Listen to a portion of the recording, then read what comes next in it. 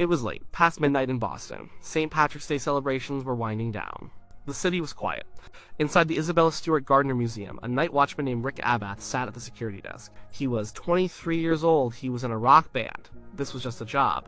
The other guard, Randy Hestand, was on his round. The museum was a palace of shadows, filled with priceless art collected by one woman. It was supposed to be a fortress. Then, a buzzer rang at the side door. Abath saw two men on the security camera. Looked like police officers. They had hats, coats, and what looked like real badges. One had a mustache. They said they were responding to a report of a disturbance. Abath knew this was against the rules. The rule was simple. You don't open the door for anyone. Not for police, not for firemen, not for the director of the museum. No one. But he opened the door. And with that one decision, Rick Abath became a central figure in the biggest art heist in history. The question that has haunted investigators, reporters, and amateur sleuths for over 3 decades is simple. Was he just a naive kid who made a stupid mistake, or was he the inside man? To understand the suspicion, you have to understand how easy it all was. The two men, who were not police officers, walked in. They told Abath he looked familiar, that they had a warrant for his arrest. They asked him to step away from the desk. He did. This was a critical move. The desk had the only panic button in the museum. By stepping away, he gave up his only chance to signal for help. The fake cops handcuffed him. They wrapped duct tape around his head and eyes. When the other guard, Hestand, returned from his patrol, they did the same to him. They took both guards down to the basement. They handcuffed them to pipes, far apart from each other. Then, for the next 81 minutes, the thieves had the museum to themselves. They weren't art experts. They hacked paintings from their frames. They smashed cabinets. They stole a Rembrandt, a Vermeer, a Manet, and 10 other pieces. They even tried to take a Napoleonic flag, but couldn't get it off the wall. Then they vanished. The art, worth an estimated $500 million, has never been seen again. The investigation started with the guards. The FBI questioned them for hours. Right away, things about Rick Abath's story seemed off. The whole inside job theory starts and ends with him. First, there was the door. Why did he open it? His explanation was that they looked like real cops.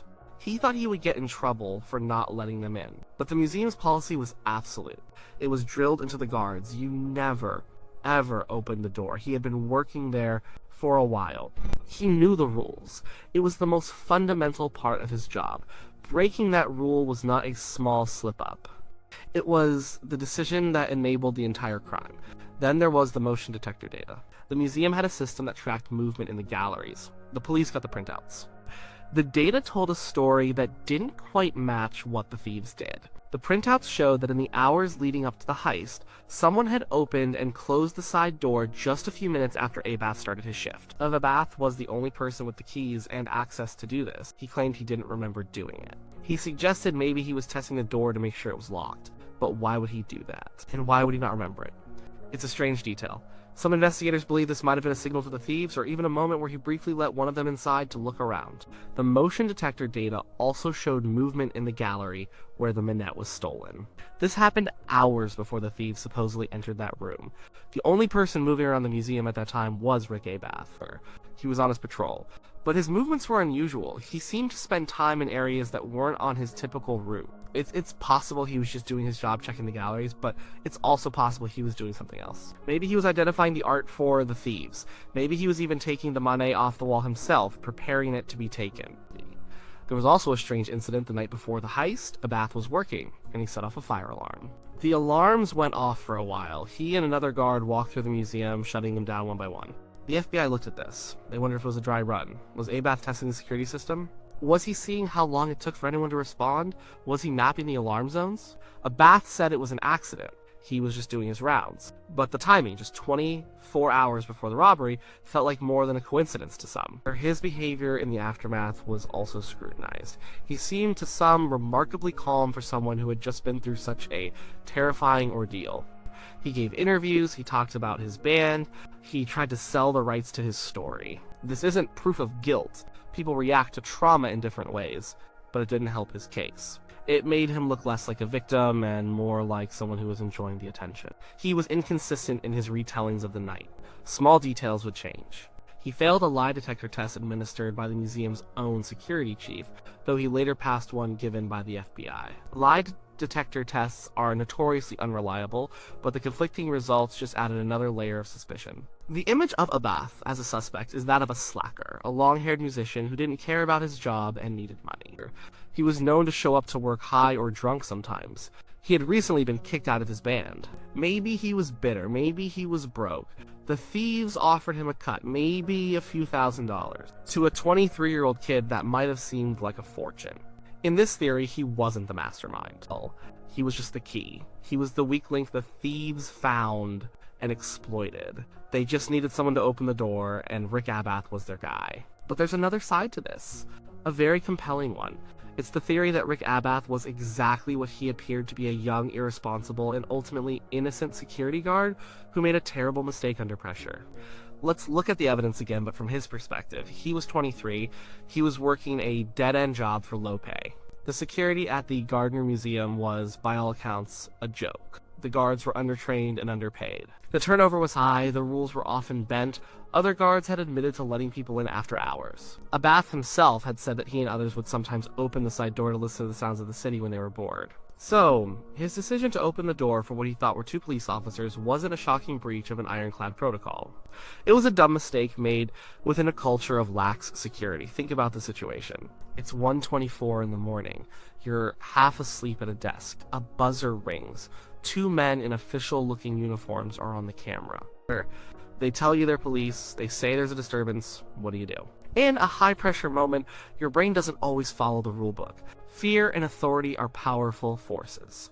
He saw the badges, the uniforms, and he complied. He was intimidated.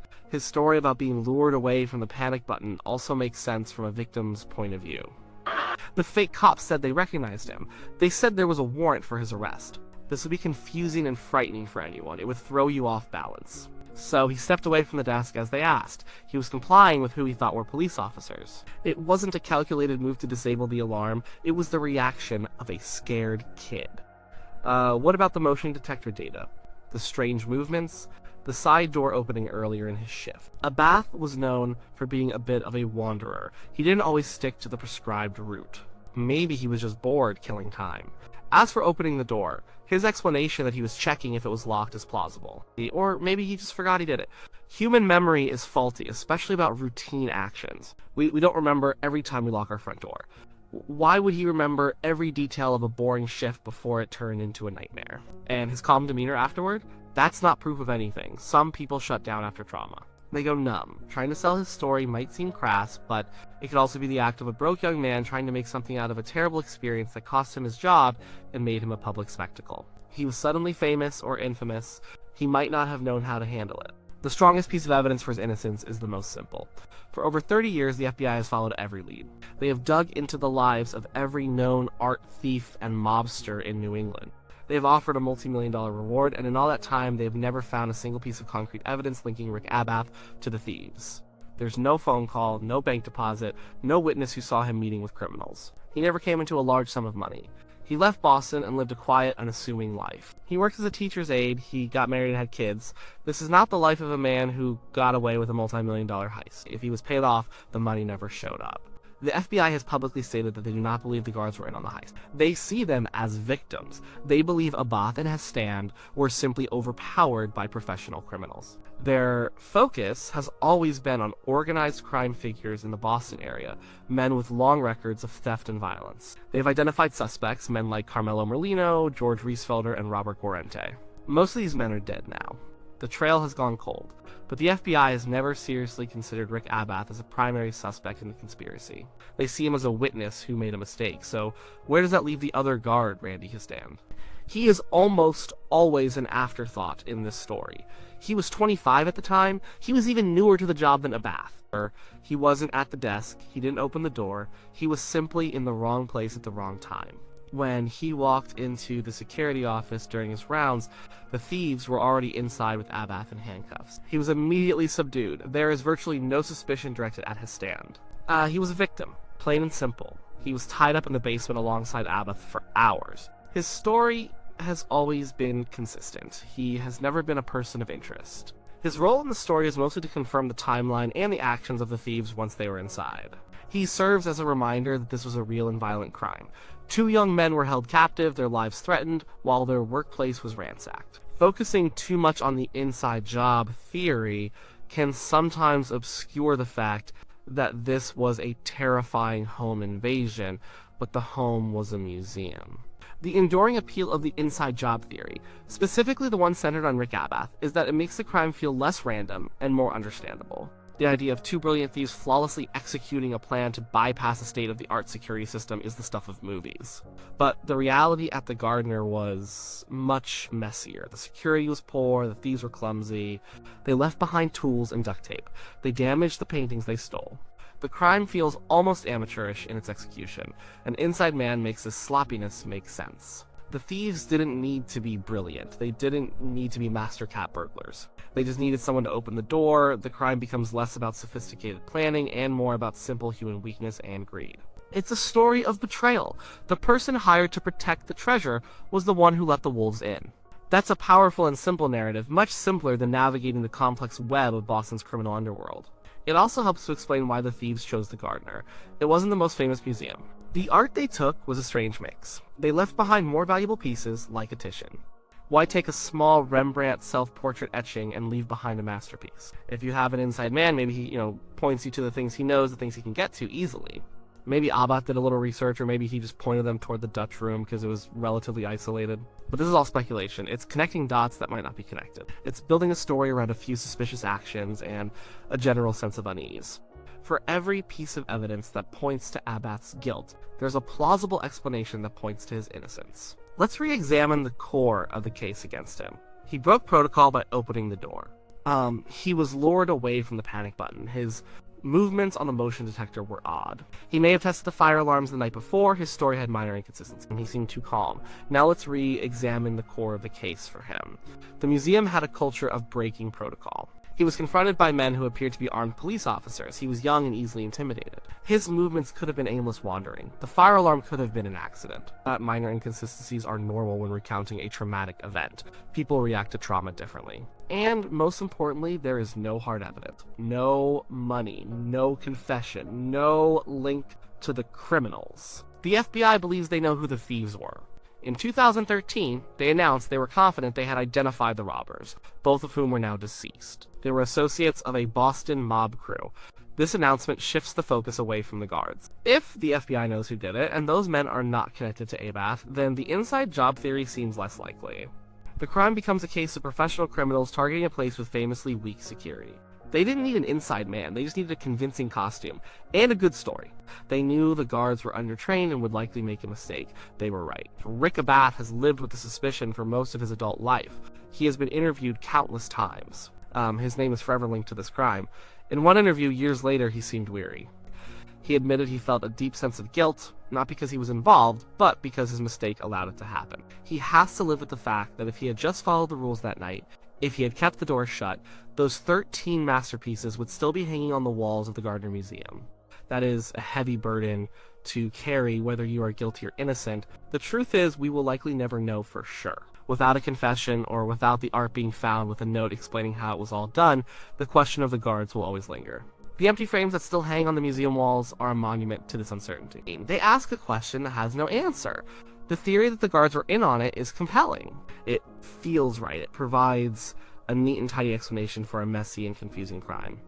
But when you look at the facts, the hard evidence, it falls apart. There is no smoking gun. There's only suspicion, coincidence, and the strange behavior of a 23-year-old kid who found himself at the center of a world-famous mystery. Was Rick Abath a conspirator, or was he just the unluckiest night watchman in the history of art? The evidence points to the latter. It points to a young man who was in over his head, who worked at a place that didn't take its own security seriously enough, and who on one cold March night made the wrong call.